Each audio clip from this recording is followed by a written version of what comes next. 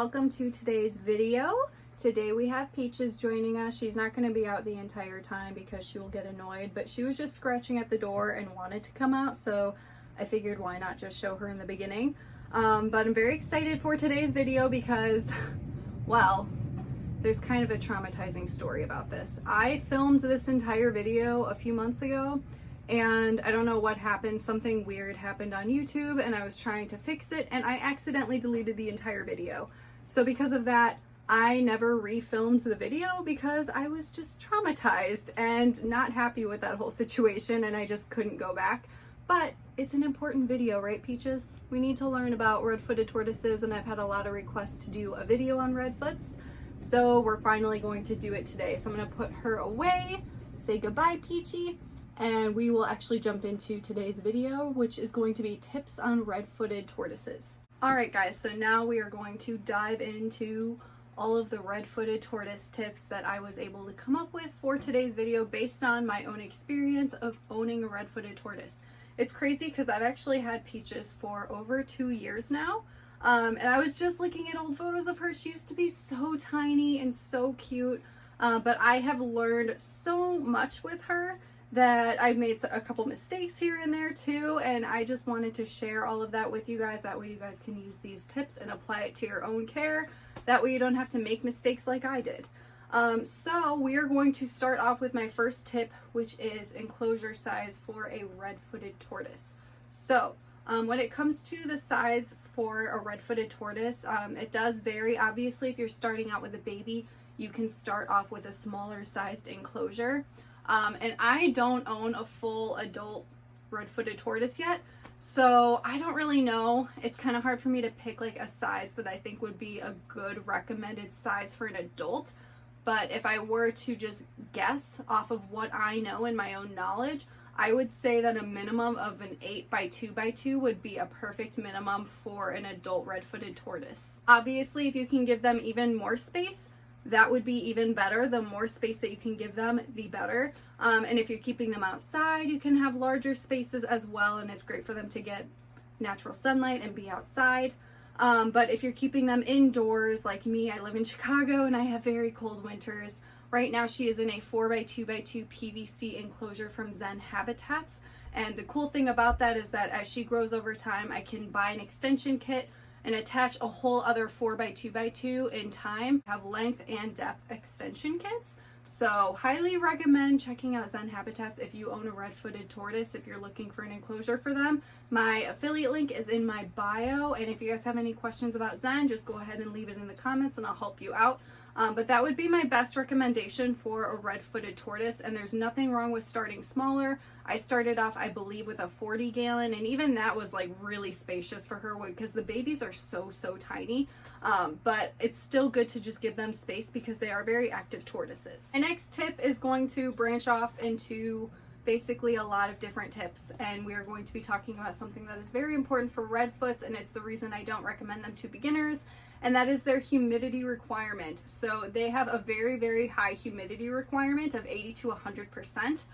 You do want a dry period during the day. I'm going to get into that later, but I'm going to give you guys some tips on how to have a high humidity for a tortoise like this. My first recommendation is to use a PVC enclosure. PVC is fantastic when it comes to humidity. It really locks in that humidity and it can handle the exposure to moisture over time. Like I said, my enclosure is PVC. Another great thing about Zen Habitats is that all of the PVC enclosures do come with a humidity shield, which is this acrylic sheet that you can put over the screen just to lock in even more humidity. My next tip regarding humidity is to use a good substrate that can really lock in the moisture. So you don't want to be using anything like aspen because that's absolutely not going to be good for humidity. You're going to want some type of like a cocoa fibrous substrate. You can use Repti chip, Repti bark, and you can mix different things into it. You can put moss into it as well. I love Josh's Frogs bio bedding, and I have some Repti chips in mine as well, and it does great with locking in that moisture for my tortoise. Next tip is misting. Misting is very important. I recommend to mist down the enclosure every single morning and every single night for your tortoise. Again, you do want a dry period during the day. This is a whole other point I'm gonna get into later. It's very important because it's a mistake that I made. But yeah, misting is very important to just get the moisture going and lock it in for your tortoise. That way it can have the proper humidity.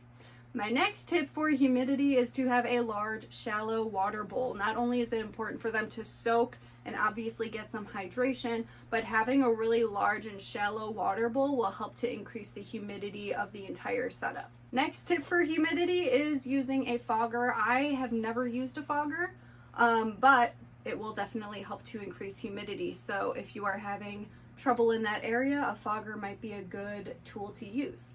And my last tip for humidity is live plants. If you can put live plants around your enclosure, it will increase the humidity, but we're gonna dive into more information regarding the plants in a little bit. So we're moving on to number 3. I know that the first 2 were like very rambly and very long. There's just a lot of information. But number 3 is what I was touching upon a couple of times, and it is that dry period during the day. So with having a really high humidity level, the mistake that I made when Peaches was a baby was that I oversaturated the substrate and made it sopping wet 24/7 without much of a dry period during the day. And this actually caused a fungus on Peach's shell.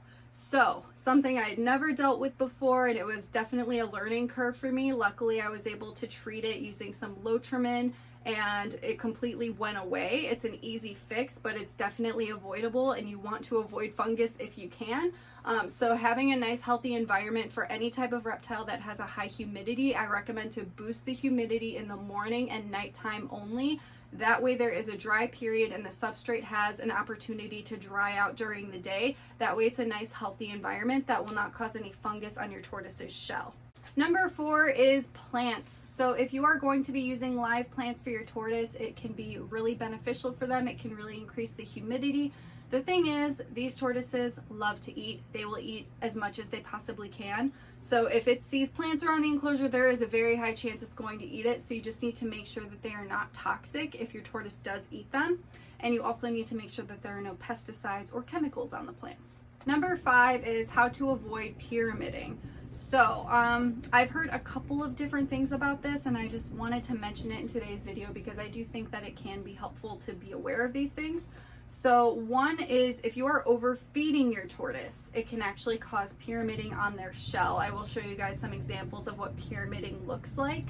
It's basically a shell deformity because they are not getting either the proper nutrients or lighting or humidity. So if you have the proper humidity range for your tortoise, that will be very, very, very beneficial for them.